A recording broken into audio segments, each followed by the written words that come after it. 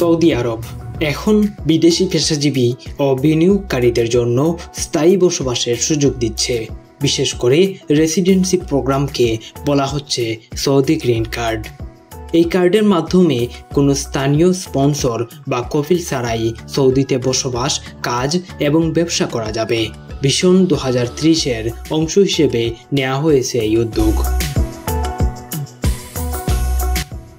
সুবিধাগুলোর মধ্যে রয়েছে পরিবার সহ বসবাসের অনুমতি, নিজস্ব ব্যবসা শুরু করার স্বাধীনতা, মক্কা, মদিনা এবং সীমান্ত এলাকা ছাড়া সম্পত্তি কেনার সুযোগ, নিজ দেশে অবাধে যাতায়াত, স্ত্রী ও সন্তানদের স্পন্সর করার সুযোগ। প্রোগ্রামে 2 ধরনের রেসিডেন্সি রয়েছে। স্থায়ী রেসিডেন্সি পেতে দিতে হবে এককালীন 8 লক্ষ সৌদি রিয়াল বা বাংলাদেশি টাকায় প্রায় 2,59 লাখ। আর নবায়নযোগ্য রেসিডেন্সির জন্য প্রতি বছর দিতে হবে 1 লক্ষ সৌদি রিয়াল প্রায় 33 লাখ টাকা।